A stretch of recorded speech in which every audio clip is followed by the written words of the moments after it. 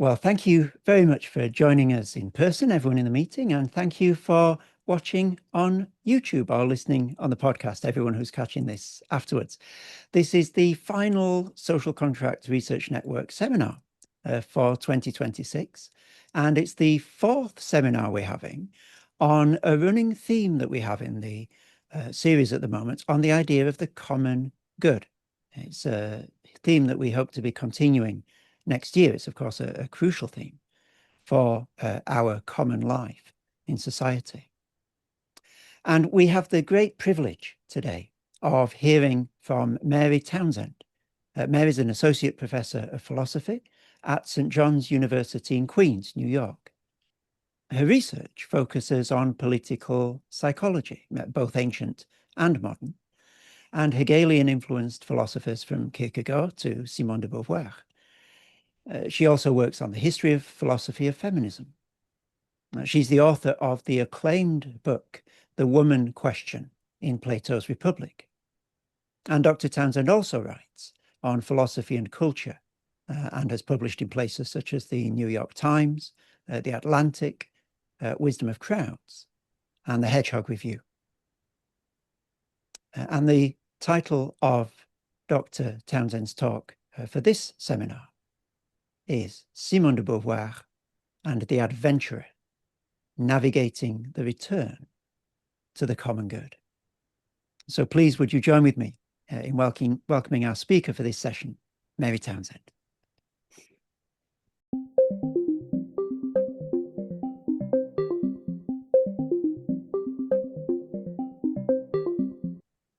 Thank you so much, Chris.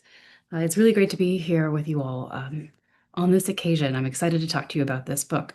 Let me go ahead and share my screen so that you can see the beginning of my slides here. All right. So it's great to be here to speak with you all about the character of the adventurer from Simone de Beauvoir's Ethics of Ambiguity, a title which we can somewhat playfully translate as towards an ambiguous morale. So Beauvoir thinks that human life is ambiguous because, first of all, we die, and our awareness of our death and our corresponding ontological precarity as a being who is a lack of being is and should be at the center of our consciousness and of all of our actions as well. Yet within this precarity, Beauvoir writes, we nevertheless yearn for being, so much so that, as she says, we cannot renounce any form of being without regret. Nevertheless, we're not capable of the plenitude of being that we long to be, to have the kind of being, for instance, that Thomistic God possesses. It is this longing and in this failure that Beauvoir argues can account for many of the mistakes we make in ethical and political life. We are constantly caught up in the doomed attempt to try to make more of ourselves or less than we ontologically can bear. And the same goes for what we desire and fail to make of our associations, our institutions, our moral and political ends as well. Beauvoir insists that it's only when we, in striving towards being, allow ourselves to exist as human, freely within our precarity of being, to take up this falling short, that we can coincide exactly with ourselves. So I think that Beauvoir's ambiguous morale is one of the most vital texts to reckon with in our current global and political climate. First of all, because of her understanding of the ontological source of political nihilism, the will to be nothing and the corresponding desire to will that others must not exist either. At least in the American context, the violence towards self and others that this tends to entail is often explained away by smaller scale psychological causes. Usually the appeal is to mental health and so on. But when I teach this text to my students, when they read the nihilism part, they point out to me that they've never really heard philosophy describe experience so well, that it seems to them just to sort of leap off the page. So to me, it seems that Beauvoir's philosophy even brings back to life the ability of philosophy to speak to current events. But so for this session, I'm going to explore what Beauvoir considers to be the dialectical stage just past nihilism. For her, individual states of character can be explained by a kind of psychic progression through various attitudes towards freedom. This is not an order that all human beings follow necessarily in order, but it's a kind of dialectical map of several extreme yet recognizable human possibilities. I think that if she's right, and there's truly a dialectical relationship between the nihilist and the adventurer, there ought to be a real kind of momentum from the one position to the other. And so, if we could articulate why the adventurer is able to leave nihilism behind, we could make use of this momentum pedagogically, culturally, politically, in our attempt to talk individuals out of their horror at the seeming meaninglessness of life.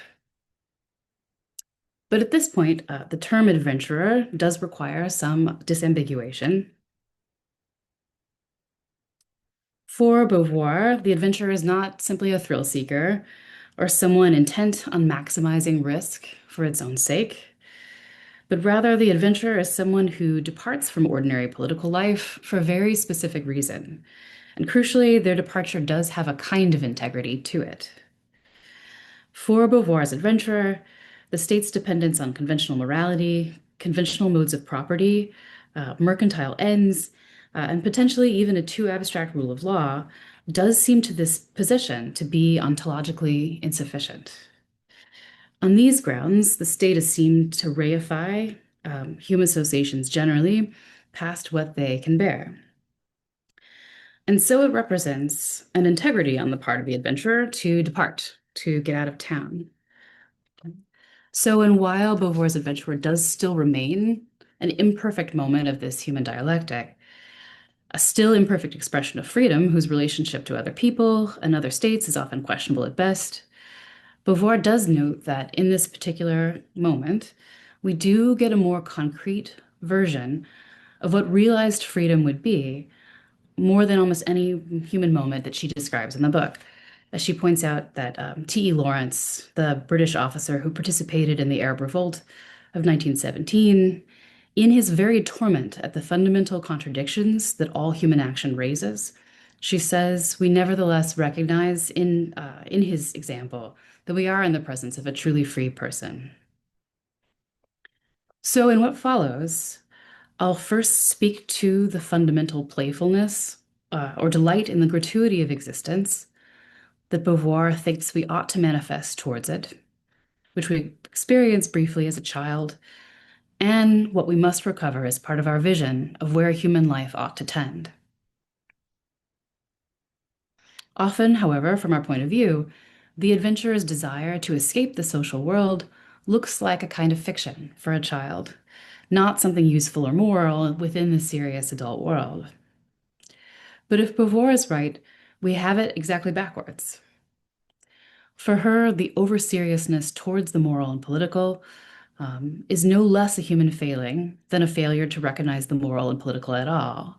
And so in the second part of this talk, I'll speak briefly to the moral and political failings of the so-called serious man, who reifies the end he sets up to himself as an absolute, to which other human beings are reasonably sacrificed, he thinks, and harmed as a kind of idol.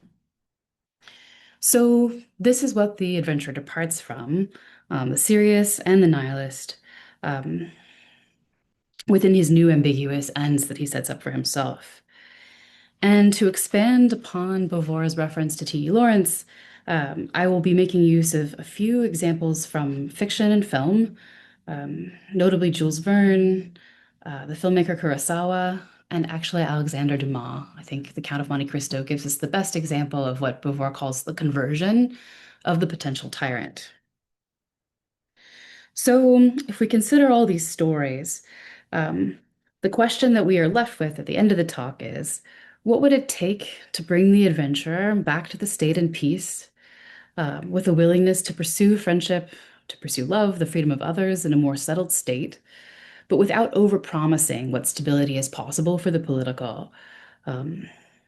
Ultimately, I'm actually sanguine that Beauvoir is correct here, in part because of a kind of Socratic principle that is described in Plato's Republic, Book 6, that on some occasions, the most public-spirited souls are often the most corrupt when the polity they inhabit is self-destructively oriented. or oriented to less than noble goals. I think that Beauvoir's description of the adventurer is, at its core, able to describe the sort of character that would be interested in what Hannah Arendt calls the bright life.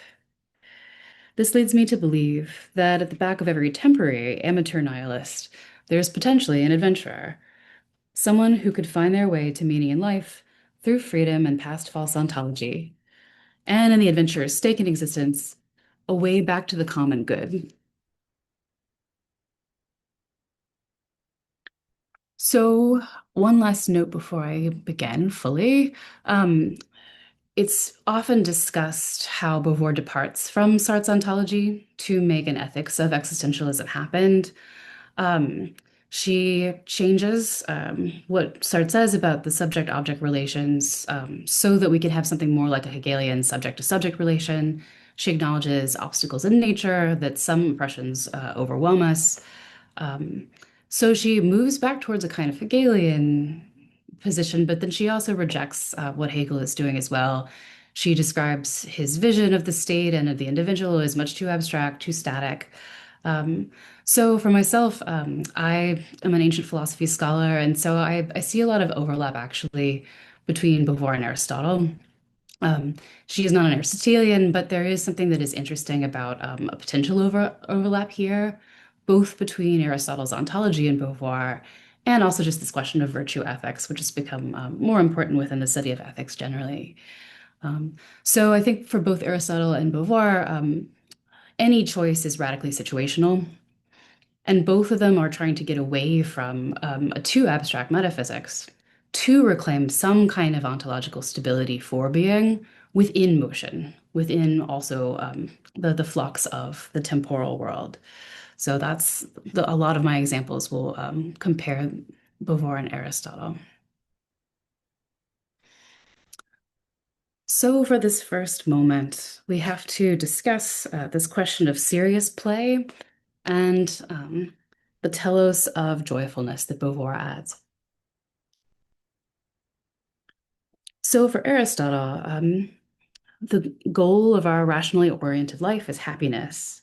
It is a kind of being at work in accordance with excellence of the passions and of the intellect of the whole rational animal. The intrinsic goal of each true excellence is the beautiful, to kalon, which is sometimes translated as the noble. But this word, in the Greek at least, does not have the sort of faux aristocratic narrowing of the concept that the word noble would imply. For Aristotle, activity in such pursuits in such a way should be deeply pleasant. But Aristotle has to admit that these excellences depend on external goods, they're limited by our human needs for sleep, and that powerful misfortune and debilitating fears can overwhelm even the most virtuous human being. So, an Aristotelian pursuit of the beautiful is not joyful at its core, nor would he consider joy a stable end for human action to aim at, and let alone a stable telos of human freedom. But so, in Beauvoir's ethical teleology, by contrast, our consciousness of ontological precarity is simply a sounder and more truthful center for our fundamental selves than rationality in the abstract, or the ambiguous shelter of happiness within a questionable regime, yet a regime we do not question. In this way, Beauvoir can also acknowledge that the pain of existence rightfully remains more fundamentally present to us than in Aristotle's moral psychology. Pain is not simply something that overwhelms us in the worst of times, but it represents a kind of a bright sadness that is always present, even in our interactions with nature, as she puts it. Yet at the same time, Beauvoir also promises us a kind of reclamation of joyfulness, where our delight in existence, in what she calls the gratuity of existence, a sort of free gift or offering of existence to us, can actually become the offspring of our living up to the precarity of our nature. So, of course, Beauvoir considers herself to be defending human freedom as the kind of thing that, if we wish to justify our life, we must want as our end most of all. Um, as she puts it, often freedom itself is a kind of end. She uses the language of ends, such that even though we'll aim specifically at concrete projects, It's by means of the freedom that we aim at the end of what she calls precisely the free movement of existence. So for Beauvoir, freedom is both a ground, a condition, and also a measure by which we test the integrity of our projects. And so while in Aristotle's human teleology, he can insist with an argument at the end of the ethics that existence itself is pleasant. And so for him, that's his way past any question of nihilism. In Beauvoir's teleology, our existence contains more than simply pleasure. And aiming at more, via more precarity, we experience more. And the delight we experience in our freedom and the gratuity of existence simply goes beyond what Aristotle can offer. But once we examine the experience of this gratuity carefully, it will next become clear that this freedom is not merely a truth about our individual existence.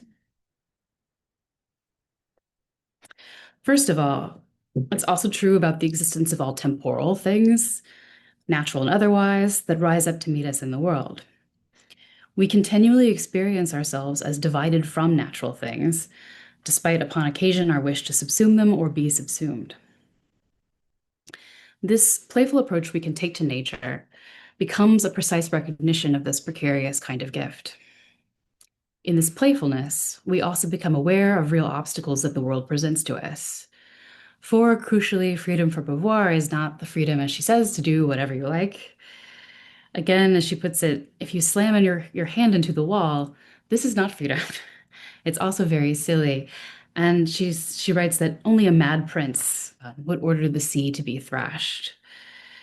So discovering how to live up to freedom also involves recognizing the real obstacles that the world presents to us and learning to will our freedom as what exists as the struggle within and through these obstacles that do concretely limit our projects. With a kind of an air resistance, she says, that lifts us up through our actions as though we were a kind of a dove on the air. But what about the biggest obstacle of all? That is the people who people the world with us. Beauvoir also thinks that real freedom entails the slow recognition that the presence of other human beings in their concreteness does not mean that our freedom is therefore curtailed in some kind of abstract sense. Rather, as she notes, it is the presence of others to see and witness and share our projects that gives them meaning in the first place, and it is other people that are the content of our freedom. Other people are what keeps our own freedom from hardening into facticity, as she puts it, from becoming lifeless, rigid, solipsistic, and tyrannical. Should we become king of a world empty of people, our life would be empty. And indeed, as she puts it, the individual human finds a justification of his existence only in the existence of other people. In this way, Beauvoir can finally argue that in existential ethics, intent on the integrity of the individual does end in a politics of a sort, that human association is both our reality, our meaning, the substance of our projects, and is embedded within our primary human telos of freedom. Indeed, as she puts it, she argues that a recovery of the pride and joy in the destiny of man is possible, and that a sensitivity to this mutuality of freedom constitutes vitality and even intelligence itself. But after this discussion, we still have a question. Why is this kind of joy in existence properly experienced as a kind of play? And why does the serious playfulness of freedom so often devolve into the merely serious? So at this point in the argument, in addition to these ontological fixtures, Beauvoir introduces the reader to just one more psychological twist that may sound to us slightly surprising. For Beauvoir, one of our best images for what delight in existence is comes to us through the memory of playfulness in childhood, where we were able to take existence for what it was freely, though with one crucial drawback. So as she puts it, the child's situation is characterized by finding himself cast into a universe which he has not helped to establish, which has been fashioned without him, and which appears to him as an absolute to which he can only submit. In his eyes, human inventions, words, customs, and values are given facts, as inevitable as the sky and the trees. This means that the world in which he lives is a serious world, since the characteristic of the spirit of seriousness is to consider values as ready-made things. That does not mean that the child himself is serious. On the contrary, he is allowed to play, to expend his existence freely. Yet even when the joy of existing is strongest, when the child abandons himself to it, he feels himself protected against the risk of existence by the ceiling which human generations have built over his head. And it is by virtue of this that the child's condition, although it can be unhappy in other respects, is metaphysically privileged. Beauvoir's phenomenology of childhood captures well the paradox of the peculiar freedom and playfulness that the child experiences. As a child, we believe in the ontological fixity and givenness of values and the fixity of human structural authority in the world. And our ability to take that on faith provides a kind of shelter within which we can be safely free. But our childish freedom is also a kind of playful repudiation of the seriousness or even self-seriousness of adults. Adults take their projects with an absolute seriousness that often displays their foibles and imperfections to the child, who finds a better wisdom in play. Playfulness, therefore, is a kind of game we play with existence, a taking of existence for its own sake, via the slight hilarity necessary to take something seriously while acknowledging its partiality, a kind of reclamation of the absurdity of it, that we intend to play fully to the end. And in such playfulness, we recognize joy. Again, for Beauvoir, to have an image of such joy, even in a fragmentary moment, is perhaps one of the most valuable images we carry forward as adults, since it's that image that allows us to aim for joyfulness as reclamation, even past the safety of childhood. But this kind of image of play also contains within it a serious danger.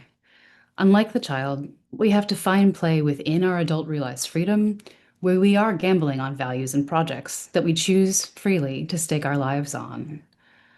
Beauvoir notes, therefore, that our nostalgia for the safety of childhood poses major and perennial dangers for the psyche.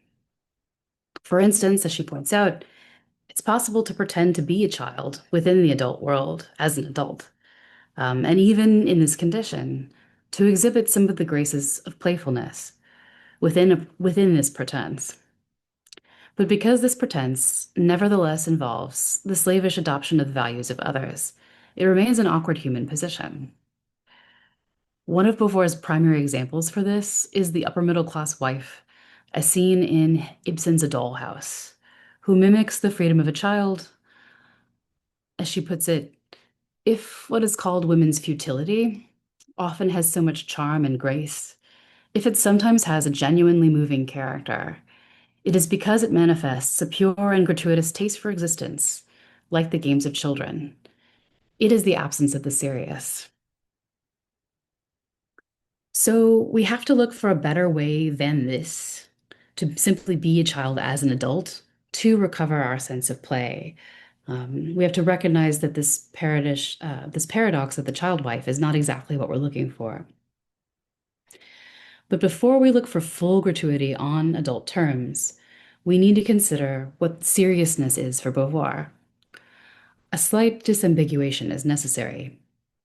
Often we use serious to mean something good, as in our translation of Aristotle's quality of spoudios as the serious or fundamentally decent man.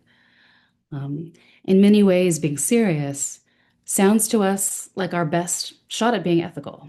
We're not perfect, but at least we're being serious about the ethical enterprise.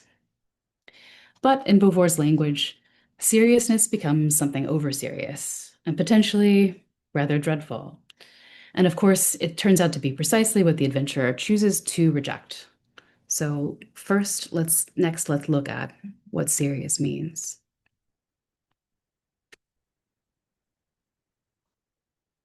What then is seriousness for Beauvoir?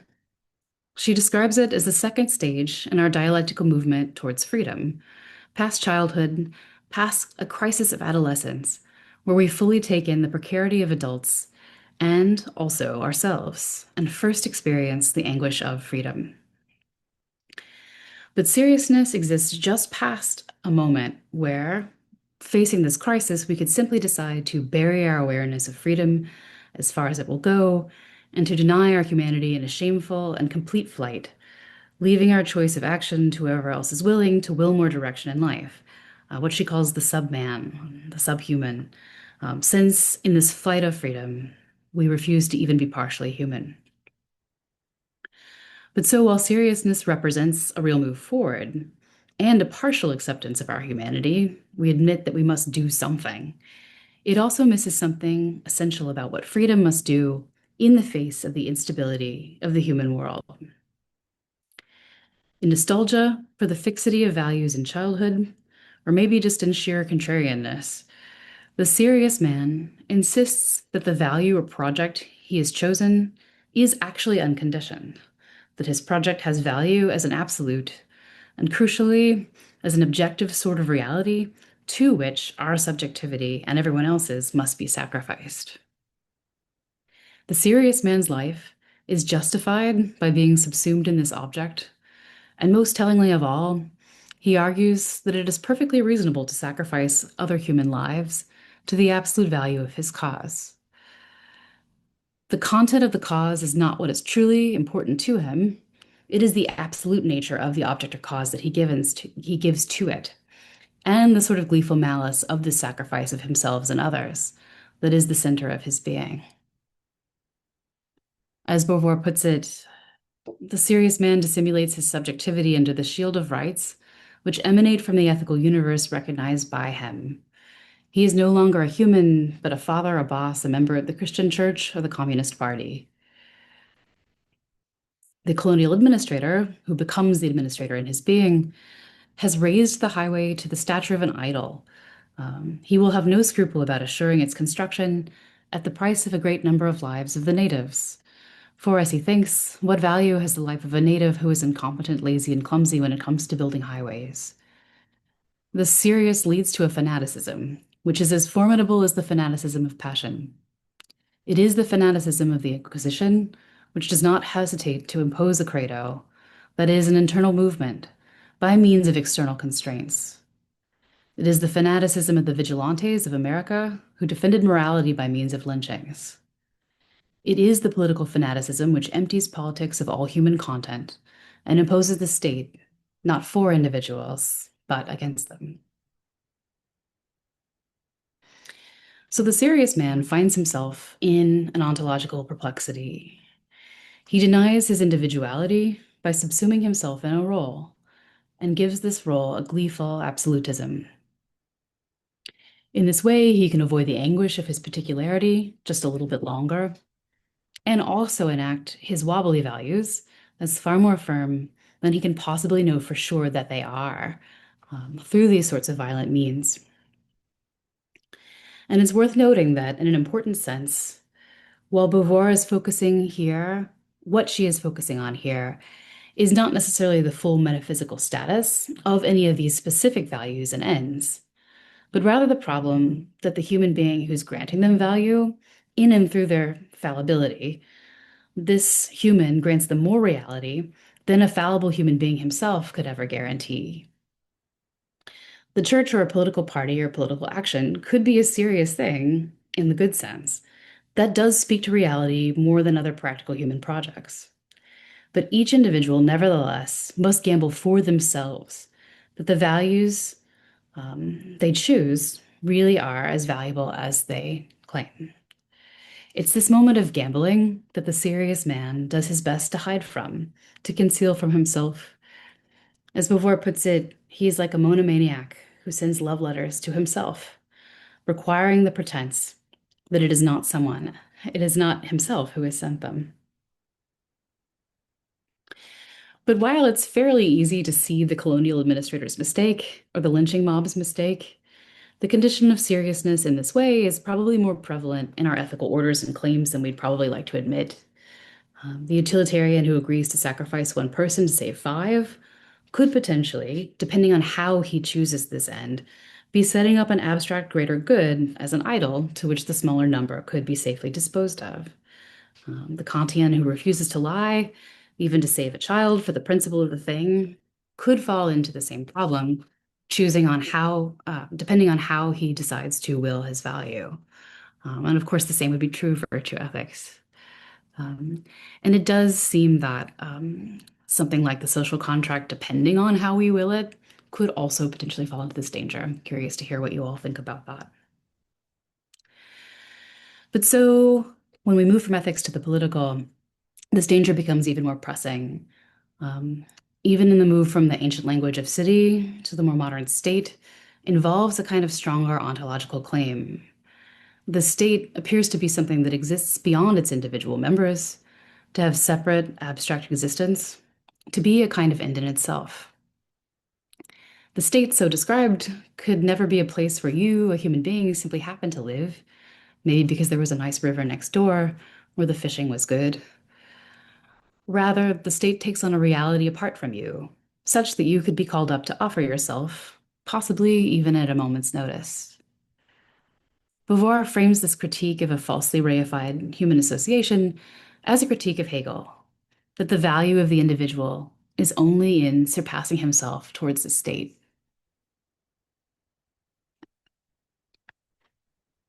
But a state, Beauvoir responds, can never be made up of zeros. Each individual must count for something on his own, or we would not be able to have an association in the first place. And a state that demands sacrifice without acknowledging concrete particular freedom of the humans who inhabit it is doomed to the serious. This, Beauvoir writes, is one of the most basic problems at work in fascist ideology, and as she says, Marxist ideology as well. So, for an ancient analog, in Plato, it's the sudden realization that the truths about the beautiful, the good, and the just are not precisely what the city has claimed, that brings about a kind of a whirlwind in the soul as it progresses away from a childlike relation to truth, to something more mature. For the Greeks, cheerful in their faith in the pleasantness of existence, the worst outcome of this soul upheaval would be sophistry, mythology or hatred of argument, and tyranny. But in the modern age, after the doomed attempt to stake out some overserious absolute within the inevitable upheavals of the human, the result is often worse. As Beauvoir argues, a sense of hopelessness, a sense of ontologically absolute failure is the result, can be the result. And this, for her, is where nihilism arises as a kind of a failure of the serious and a recognition that the values that were set up as absolute simply cannot be. As she puts it, nihilism is disappointed seriousness which is turned back upon itself. A choice of this kind is not encountered among those who, feeling the joy of existence, assume its gratuity. It appears either at the moment of adolescence, when the individual, seeing his child's universe flow away, feels the lack which is in his heart, or later on, when the attempts to fulfill himself as a being have failed. In any case, among men who wish to rid themselves of the anxiety of their freedom by denying the world and themselves. Nihilists see the precarity of human existence and make that precarity absolute. We are, they think, a lack in essence, and because we are absent of the most stable being, there is nothing in us at all. And therefore, even the life that supports this thought process must be canceled out. And if any human being has happened to be alive, and therefore witness to this failure, so the logic of the nihilist goes, they too must be canceled out. They too must lose their life. To this logical process, we can also add ontological despair can arise over the fragility of the state, even just the moment when one realizes one political party will not win this time, or the moment where one takes a human being, one's opponent in politics, to be a kind of maelstrom of negation, something that is evil in its own right. It's this all or nothing logic that the nihilist must be broken out of. As Beauvoir describes this moment, the saving grace present here in this moment of nihilism is that the human being can remember themselves as a kind of an ontological contradiction. A being attempting to cancel being is nevertheless a being. As she puts it when describing the nihilism of surrealist art, every assassination of a painting is still a painting. And so a lot of surrealists find themselves, after all, in the presence of some positive work that they have nevertheless created, an artist in spite of themselves. It is this absurdity, the ability to catch oneself in a rather absurd moment of self-contradiction, that has the power to turn the moment of nihilism into something else, a thread of escape from the humorlessness of despair.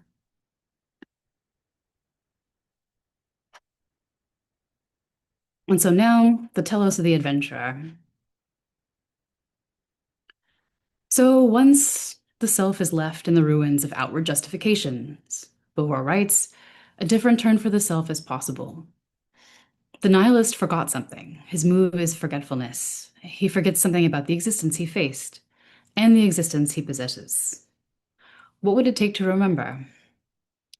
When the values of the serious world are in shambles, a certain freedom can become visible. If these justifications for my action were fundamentally conditioned, after all, by my acceptance of them, then what is left after the dust settles is, after all, myself. And it can occur to me that I am free. As Walker Percy puts it, describing the moment after the choice to commit suicide is manumitted, why not go outside? The sun is shining. Yet in this new awareness, I nevertheless do not yet coincide with myself fully. I'm not fully comfortable as I exist yet, and so I must depart from myself, take to the road, but this time my flight contains within it a kind of joy. It's this adventurous flight that typifies Beauvoir's adventurer, as he departs from one polity for another to be present within a completely new human association. The farther away from the first one, the better, as someone fundamentally still detached from the new community. As she puts it, hoping for no justification, the adventurer will nevertheless take a delight in living. He will not turn aside from things which he does not believe in. He will seek a pretext in them for a gratuitous display of activity. Such a man is what is generally called an adventurer. He throws himself into his undertakings with zest, into exploration, conquest, war, speculation, love, politics, but he does not attach himself to the end at which he aims, only to his conquest. He likes action for its own sake. He finds joy in spreading through the world a freedom which remains indifferent to its content. In this way, by throwing himself into action for its own sake, the adventurer keeps his taste for existence, which he originally felt as a joy. So, what makes this moment of action an adventure is the willingness of the adventurer to stake his life on action for its own sake, beyond the justifications of state, convention, and any other people he has previously known. What the adventurer does is make a game, or rather a play of life. Life is no longer serious, but neither is it nothing, and it is amusing that it would be so. At its best, the turn towards the adventure contains within it a spark of the beautiful for its own sake, to speak in Greek, a kind of nobility, but with that essential touch of the absurd to that choice, a reclamation of the absurd via the absurd, an existential nobility. It's this spark that narratively makes the adventurer so compelling as his own version or subversion of the heroic. The adventurer is not safe. He's not a savior. He's not a tyrant disguised as a savior. And in fact, the adventurer rejects the role of savior, usually explicitly. But he has nevertheless a funny sort of magnetism to him, if, that is, like the adventurer himself, the onlooker is momentarily willing to set aside a taste for the seriousness as such.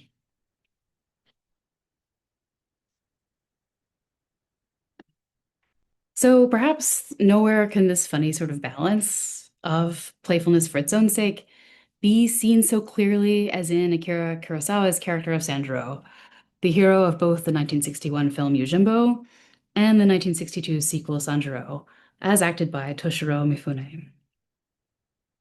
The fundamental spark of absurdity is present from the beginning of the first film, as you can see in these photos. Um, a reclamation of action by means of absurdity, as when Mifune Sanjuro throws the stick up in the air at the crossroads to see where it will land. Where it points is where he will wander next. and his name is just a play on what he sees outside when he looks out of the window, a 30-ish-year-old mulberry field. We see the same absurdity when first introduced to the film version of Lawrence of Arabia. The character is burning matches down to the quick of his finger, just for its own sake. So when Sanjuro shows up to the new polity, the mercantile village he finds by chance, where the interests of the sake maker are at war with the interests of the brothel owner, there is no one in the town who is not invested in this fight to the death over essentially mercantile, proto-bourgeois concerns. As Sandro puts it himself, there are people in this town who deserve to die. His first act, after talking food and drink out of the innkeeper, is to pick a fight with some escaped murderers who are in the employ of the sake maker, kill 3 of them, and use the new knowledge of his swordsmanship the town has now had impressed upon it to bargain for a higher price from the brothel owner. Overhearing the greedy brothel owner's wife plot for his death at the hand of her son, he promptly sells his sword to the sake maker instead. And after this, the story becomes even more complex. The story ends when his noble rescue of a former gambler is discovered, and he's ambushed. The innkeeper saves his life. The town's factions come to an end in almost complete ruin. And dispatching the sake maker's son in a narrow win against gunpowder, Sanjuro departs the town with nothing more than a "see you, old man." Well, a goodbye to the one human being that in some small way in this village could have been his friend. As Beauvoir puts it, there's a certain lack of content to the adventurer's cause. He sows not discord exactly, but he does sow chaos. He sows freedom without a project, without a definite end, and most certainly in a way where the struggles of other people remain still to him rather indifferent, still a kind of a raw material for the adventurer's adventure. Again, initially, Sandro claims that the chaos he'll bring about will bring about a fresh start, a sort of an imaginary clean beginning. But as the result of the film shows, nothing of the sort is the result. It is just murder, death, and chaos. And in the sequel, the 1962 Sandro, this character wrestles with more of the possibility of a sort of prudential political action for the common good.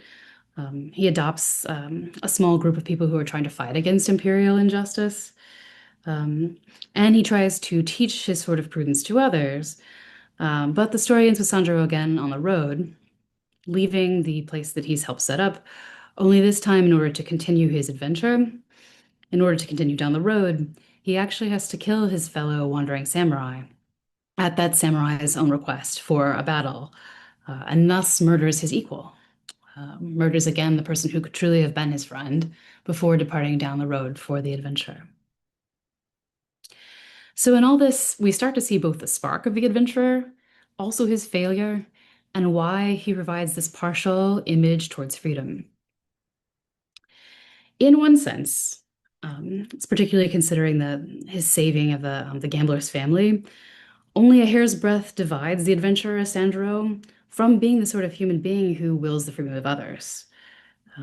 Free himself, he manifests a sort of contempt for the greed, the pettiness, the lust for violence for its own sake, that the worst people in the town display. And indeed, from these films, I think you can see that the kind of regime or polity that's present to the adventurer does limit his options for how he can take his freedom to the polity. For Sanjuro, there's no possibilities for political action in these strange sort of mercantile towns, or in the imperial peace, where at best, political rule will remain fundamentally distant and bureaucratic. T. Lawrence, by contrast, seems to have had a strange sort of luck to land in the middle of a conflict where, departing from British imperial rule and imperial interests, he meets with a group of people, their prince, who join with him in the wish for their freedom.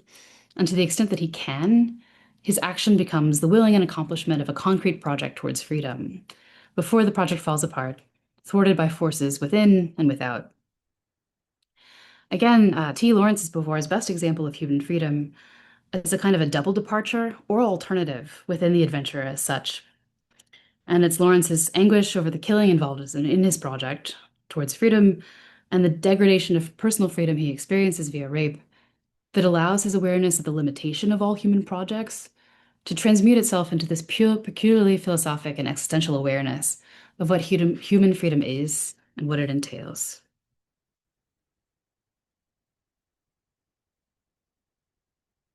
So again, the adventurer is close to freedom, but he's also a hair's breadth from the degradation of his freedom, either by falling back into over-seriousness or becoming buffoon-like in his play, light-minded, indeed to prefer conquest for conquest's sake, um, thus becoming simply a mercenary, someone who kills other people for cash, and as such, a slightly more complicated version of the nihilist. Um, but fortunately for us, the real adventurer is different. Sandro departs each town without the money he playfully gambled for, and he's usually also starving. And there is in the fight itself from the polity and from seriousness in the first place, a real and final departure from monetary interests. And for it to be a real adventure, a final departure from the possibility of ever being sung or praised about by anyone in particular. Otherwise, the venture would be merely serious and often quite hollow. Um, in Homer, his heroes only reach existential awareness with great difficulty and usually simply do not.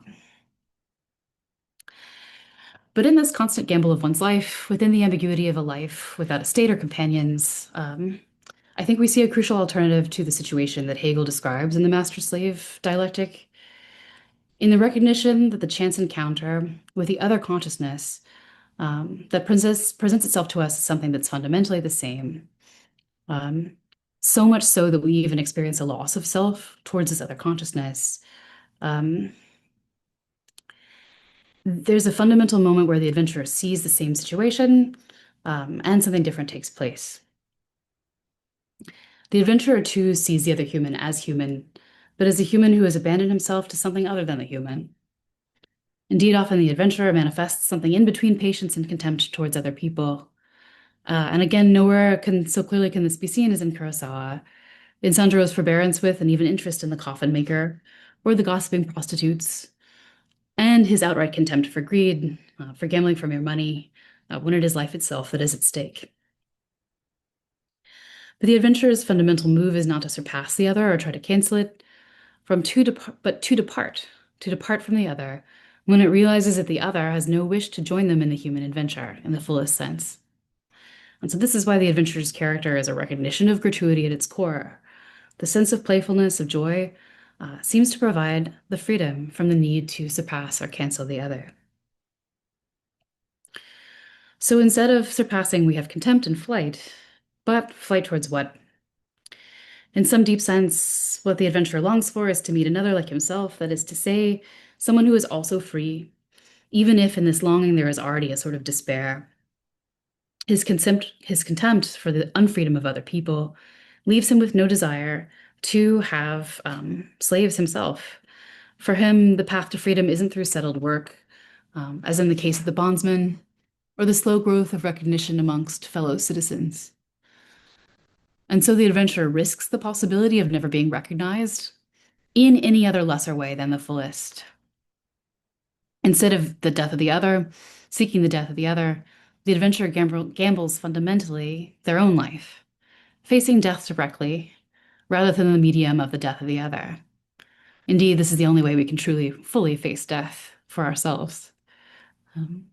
It's this most of all that I think gives the adventure so rich a potency for really mutual freedom and ultimately mutual recognition based on a shared precarity of shared existence.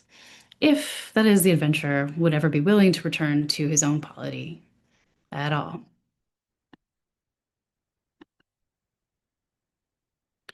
So finally, we're left with this question. The adventurer seems to nevertheless be an insufficient model of the mutuality of freedom, even though it can move beyond nihilism. And so why would that be so? Um, Somehow in this gamble of the adventurer towards death, and with his own death, he has become lost in it, lost in death. Consider how the stories stack up against him. In Jules Verne's 20,000 Leagues Under the Sea, the adventurer departs, like Sandro, because of some nameless catastrophe that has soured him on all political associations. He makes for himself a new world within the carapace of the submarine, where he is free from tyrants, to live essentially alone as the ruler of his undersea crew. He's briefly tempted by the friendship of the scientist he plucks from the sea, but in the end, after the accomplishment of his mysterious revenge, he seemingly chooses death for himself and all of his crew. In the literal maelstrom, his undersea boat finds itself ensnared in. Likewise, even T.E. Lawrence finds himself within a sort of suicide once he returns to the tameness and convention of the British Empire. His death by motorcycle marks an absurd end to the many deaths he witnessed and endured in Arabia. And indeed, the end of the open road in Imperial Japan promises Sanjuro seems to be no less inevitable and no less absurd. To be sure, there can be a kind of nobility present in this acceptance, but one that also risks the kind of quietism and nihilism we were trying to avoid in the first place. Trying to avoid something like the end of the movie Tampopo in 1985, where the wanderer leaves behind even the love and the ramen shop that he has helped bring to life. It does seem that very often the adventurer finds himself so strongly in a kind of dance with death that it may not be possible to talk him out of it. His playful seriousness becomes its own kind of serious gaze at death. Yet the dialectic does continue, and again, it's Beauvoir's contention that the adventurer does have the momentum to leap past these other moments, straight to mutual freedom. Beauvoir describes the moment where one learns the truth of mutual freedom to be a kind of conversion. That's the language she uses. Yet she also points out in the third section, we cannot hope for conversion from everyone. And often the tyrant hardens himself into the facticity of stone to avoid any kind of chance of something like that. So, for our best hope of an example of the conversion of the adventurer, let's consider the case of Dumas' Count of Monte Cristo, himself no stranger to the vision of death he encountered while in the blackness of the prison of the Chateau d'If, which Beauvoir in her early life of teaching lived close to when she was teaching in Marseille. Unlike our other adventurers, we learn the Count's backstory at once. Wrongly imprisoned for a crime he did not commit, escaped from prison by pretending to be a corpse, learned and enriched by a fellow prisoner, he sets about crafting the perfect revenge on all who embedded his imprisonment. This is the scene where he becomes a corpse to escape from prison, takes on death directly. Like the captain of Jules Verne's submarine, the Count now has immense wealth and wisdom at his command. But unlike the mariner, the Count allows himself to be drawn into conversation along the way with the next generation of young men and women born to his former friends and former enemies. Yet he at first mercilessly continues his entrapment, working on the vices of those on which he would avenge himself. Notably, he talks the second wife of one of his enemies into poisoning her own stepdaughter, merely by the casual suggestion that some poisons have untraceable effects. But at the 11th hour, when the second wife has committed suicide and murdered her own young son as well by poison, his enemy confronts him with these two corpses, and he asks the Count, "Are you well avenged?" In this moment, the Count does actually experience a moment of terror, an existential terror. Monte Cristo became pale at this horrible sight. He felt that he had passed beyond the bounds of vengeance, and that he could no longer say, "God is for and with me." With an expression of indescribable anguish, he threw himself upon the body of the child, which he tries to resuscitate but cannot. In this way, it is the death of a child that finally brings Monte Cristo to his senses, the death of what is innocent, and the death of what is playful of itself, the condition of the adventure, shakes the seriousness of his revenge out of him. As Beauvoir describes the suffering of a child in the way that it does actually have this kind of power, she writes, "If, in all oppressed countries, a child's face is so moving, it is not that the child is more moving, or that he has more of a right to happiness than the others. It is that he is the living affirmation of human transcendence. He is on the watch. He is an eager hand held out to the world. He is a hope, a project." I think it is in allowing ourselves to witness this kind of living transcendence, to see it threatened, and to move to its defense. That is one of our best hopes out of nihilism. This is attested to narratively in the Count of Monte Cristo, in his final letter to his youthful friends and the new heirs to his fortune. The Count says, Tell the angel who will watch over your future destiny, Maximilian, to pray sometimes for a man who, like Satan, thought himself for an instant equal to God, but who now acknowledges with the humility of a Christian that supreme power and infinite wisdom rest only in the hands of God. There is neither happiness nor unhappiness in this world. There is only the comparison of one state to another. That is all. Only he who has experienced extreme misfortune is capable of feeling extreme felicity. One must have wanted to die, Maximilian, to know how good it is to live. And so the Count of Monte Cristo now coincides exactly with himself, but with a twist. He has reclaimed the precarity of his existence. He has understood that even in adventure, he is not a god, and that in order not to be God, one must reclaim a certain kind of human precarity, an awareness of one's lack. The Count's new goal, therefore, is more than mere happiness. It is felicity. It is joy.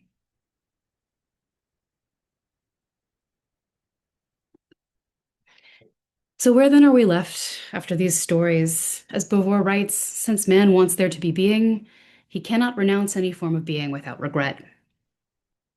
It is in our desire for being that we can also find the remembrance, maybe even a Kierkegaardian repetition, of the strange joy that remains for human ambiguity.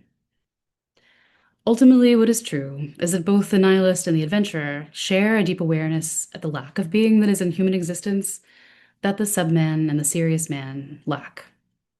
Politics itself, when it claims to be more than it is, the fragile association of those who themselves lack being, can trigger either despair or flight.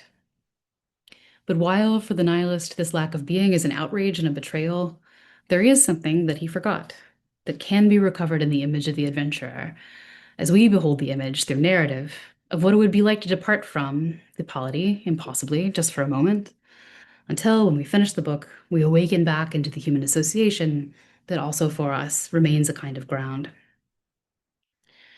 For us, as we face down a creeping sense of pointlessness, of our smallness in relationship to the largeness of states and the globe, it's worth holding on to this image of the adventurer, his conversion and his hope, because it reminds us that, even within the polity, we are nevertheless free. The hyperbole of adventure twists us back into a sense that gratuity was present to us all along. For Beauvoir's adventurer, existence itself is something that can be reclaimed through a kind of playful seriousness, through a kind of gambling or play with one's own life, because to reclaim this absurdity is nevertheless beautiful. In this way, it might be possible to turn the cosmos upside down, and so right side up again, so that human life might once again desire to live with itself. Thank you. Thank you so much. Mary, such a wonderfully rich vista you've given us there of Beauvoir's thought. Now, let me stop the sharing. There we go. Just for people, anyone here who's new to the seminar, the way that we usually run discussion time is that if you would like to make a comment or ask a question, please could you just write a one-line summary of it in the chat, and then I'll know the order in which people have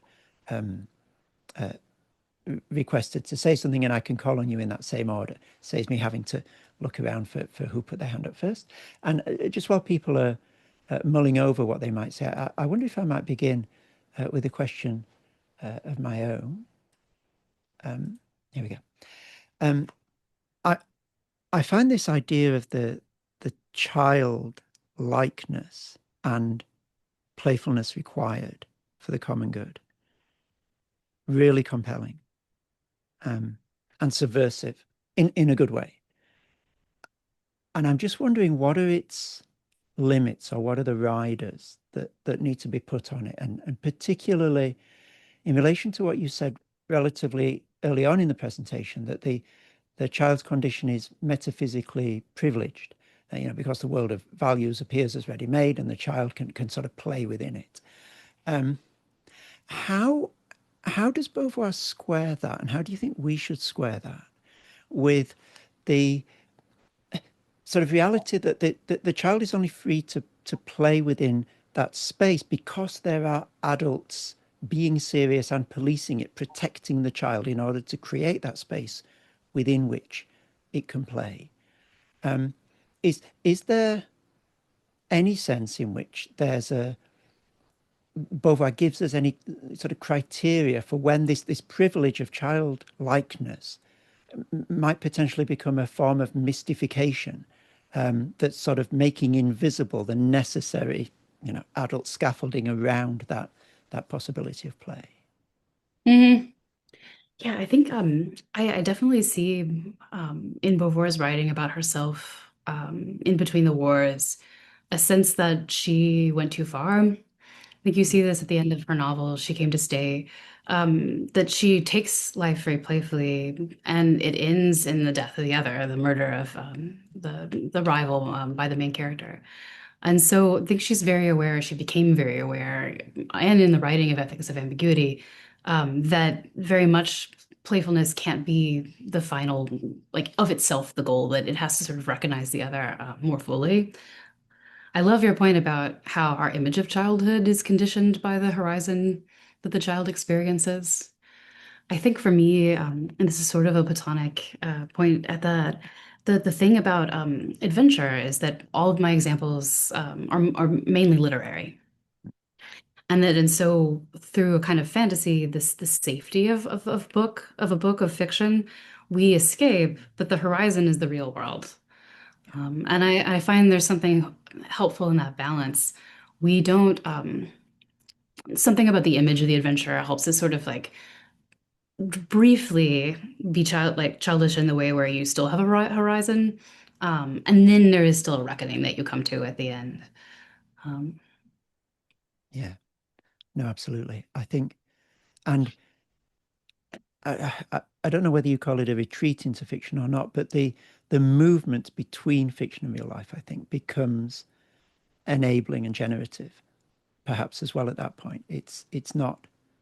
I think we're so tempted, aren't we, today, to see fiction as an escape and as a way of not facing life. And I think that the wonderful way that you're sort of rewiring that here is no, it is actually a way of engaging more fully with what we call the real world.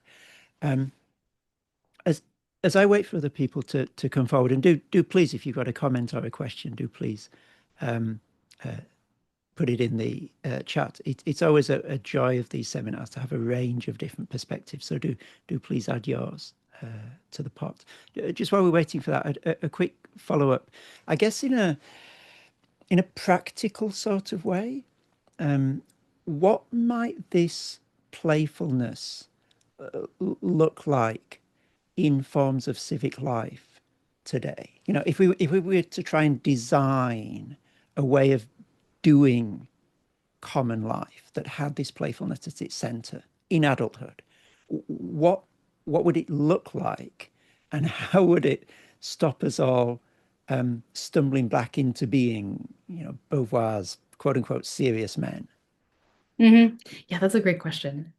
Um, I really love Arendt's suggestion in the American context that we're lacking a kind of like very small scale local political conversational outlet in the kind of thing that Flaubert describes, like the clubs and sentimental education. For America, in to have like a place that you would walk down the street just to have a completely free form political discussion, anybody coming, no real moderator, that to us would feel crazy because, what if someone said something that was wrong and you couldn't immediately defeat it? Like it's the chaos that would be unleashed. It's fully democratic and a little terrifying to us. So it's the kind of like a sort of open debate that we would avoid. Um, and in a way, it's not fully practical, sort of. But then when you try to go to political meetings that are more serious, sometimes I have a friend who he said, I raised my hand for a year. I was never called on. Hmm. There, sometimes the things can be too strict and too regimented to allow for just a random stranger jumping in to contribute.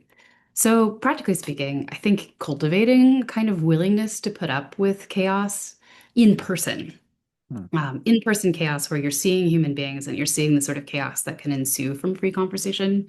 I think that would be something that allowing yourself to take that seriously and also just, for an hour, I'll like up will seem down and down will seem up. And So then I can walk away.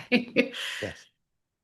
Yeah, absolutely. It's that willingness, perhaps, isn't it, to oh, this is going to sound ever so cliched. I don't mean it to walk in the shoes of the other, to let them set the agenda for a little while as you explore the position from the inside. Now, and I agree that's incredibly potent, regardless of what one ends up believing. I guess the flip side of that is so that's how we might think of civic life in terms of playfulness and adventure. I guess the sort of underbelly of that is where you see the serious man most egregiously today in our political life. I mean, there could be any number of different candidates, nationalism, market ideologies, some forms of identity politics, technocratic expertise. Do you see a particularly pernicious instance of this seriousness in society today, or do you simply think it's all pervasive? It does seem very pervasive. And I think I wrote a little bit about a few years ago about moral relativism, specifically in the context of how children are taught in our schools. My children have been taught this, that like that if a statement is good or bad, it's simply your opinion. It's not a fact. Yeah. And so there's a way in which we don't have a developed apparatus to speak to what's good and bad specifically. We sort of put it in kind of like a fantasy realm. But the way this plays out is I've seen in the last 10 years, I think when I first started teaching ethics 10, 13 years ago, um, people were very sort of contemptuous of the idea of morality. They thought that it wasn't important. It wasn't part of life. But then political life in America, at least, has become this extraordinarily passionate attempt to say what is moral from every single direction. And I see human beings struggling with trying to articulate good and bad, and they articulate good and bad as too absolute. They have not thought through situation. They have not thought through particulars, in part because we just don't have a shared, common, philosophical understanding of what morality is, what it should be. So yeah, I see that every time we want to articulate what's right and wrong, we are run up against our desire to make it too real. In part, just we don't know how to speak to that middle being, the mixture of being, where the moral life takes place. No, absolutely. Yeah, thank you so much. Hiromi has asked a question in the chat. If I can encourage you, Hiromi, to ask your question out loud, that would be wonderful. Thank you. Yes, thank you. Thank you so much for your talk today. And it was very interesting for me. But at the same time, it was a bit of challenge to me to understand the content because my expert field is very far from this. But at the same time, I really want to say thanks for you to open my new curiosity. And I'm very interested in to know where the true passion for pursuing this topic comes from and what further goals lie. Thank you. Mhm. Yeah, thank you so much. No, I love telling Beauvoir about people because, telling people about Beauvoir because people usually they've never heard this before, and so it's exciting to communicate just a little bit. I first started teaching this book roughly 10 years ago. And I had been told by a lot of my sort of ancient philosophy professors that you, first of all, don't pay attention to the French. Definitely don't pay attention to the existentials and don't worry about Simone de Beauvoir. And so when I picked up, I know, when I picked up the Ethics of Ambiguity, I was just completely blown away. I was like, look at this. Look, it explains so much. It explains things that my students are experiencing, that I'm experiencing. Um, and so trying to think about a way, like a specific angle to work on within the book, it seemed to me that people don't think enough about the adventure. Everyone mentions it, but it doesn't become the central aspect of what people describe. In part because of this thing that Chris was picking up on, that we really do have a funny shift in our logic. We see adventure and we think, oh, that's for children. The serious world has departed from this fully. like Callicles in Plato's Gorgias, philosophies for children. It's a stage. You move on. So I really do appreciate, and then also I appreciate recovering these particular kinds of adventure stories, and also just I really love them very much. It's such a pleasure to speak about them in this philosophical context. I first read Monte Cristo maybe more than 20 years ago, and it was reading Beauvoir long after, and then sort of making the connection. I was like, oh wow, like this is describing very, very almost like uncannily word for word in some instances, like some of the things that she's talking about. So that was definitely one of my motivating factors for bringing this discussion. Thank you so much. Yeah. Thank I wonder if I could follow up with another question that sort of, I suppose, probes the limits of what Beauvoir is doing, hopefully in a constructive way. It struck me that when, towards the end of the presentation, you were talking about the way in which the adventurer is willing to gamble their life, to treat existence as a game, that could be read as quite a position of privilege. Like some of us can afford to do that, that either a socioeconomic or even a gendered privilege. And I'm wondering, does Beauvoir recognize that at all, that there might be power at stake in who is in a position to gamble their life? And does that in any way affect her account or your reading of the adventurer as something of an ethical or a political ideal? Mm-hmm. Yeah, that's a very important question. I think one of the oddities of some of these stories is like, as some of the details, that all of a sudden the adventurer gets a gigantic fortune. That's obviously relevant to this issue. Um, I think narratively it does seem to involve privilege. We're interested to see what happens when suddenly Edmond Dantes gets this. He finds the fortune under the hill. But it does seem to me that adventure fundamentally isn't from privilege. I think there is something about just running away that is possible in every circumstance. Yeah. It's and the danger becomes even more magnified when you don't when you're not a samurai. When you can't defend yourself, when you don't have money. But it is a real human possibility. Yeah. No, that's absolutely fair. Look, I've got about 20 more questions here, but I'm going to restrain myself and just ask one of them. So if anyone else does have a question, please let us know now, because I will wrap up after this final question if there's nothing else forthcoming. It's in the same way that we've considered the child today and the serious man today.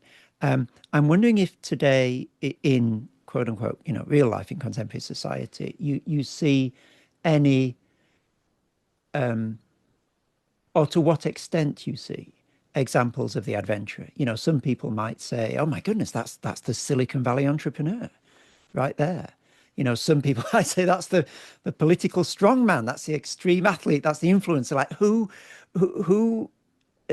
as far as you can see, is best embodying this disposition towards reality today? Hmm. What a good question. It almost seems, I don't know. Um, Definitely not the Silicon Valley guy, and definitely not the political strongman. All of those things are very serious, and Yeah. but they're related to fame and honor in a way that is not this pure sort of willingness to depart. Yeah. I don't know if I have a good example. I would have to think to that. I think living in New York, um, I recently gave up my smartphone, Hmm. so I spend a lot of time observing people and on public transit. I think many times, many of my fellow travelers were all sort of like thrown into this space where we're utterly foreign to each other. We're 50 people like stuck in a train car together. And you see people like throwing themselves into the adventure of, spending 2 hours on public transit, middle of the night. It seems like there's a way in which at least in this urban context, I experience many fellow adventurers, but I do feel it to be somewhat absent on the primary stage, in kind of an odd way. Yes, and a really sad way, perhaps, as well, that we live in an all too serious age in this sense. Mary, it's been an absolute joy to hear from you today, especially because you began this presentation, I believe, at 4 a.m. your local time. So we are very beholden to your willingness. They've given us much to think about beyond the end of the seminar. So thank you ever so much for your presentation. Thank you for engaging so thoughtfully and generously with the questions as well. So would everyone please join with me in thanking our speaker for this session, Dr. Mary Townsend. Thank you all so much. This was a really excellent discussion. And it was wonderful to have this opportunity just to speak to it with you all.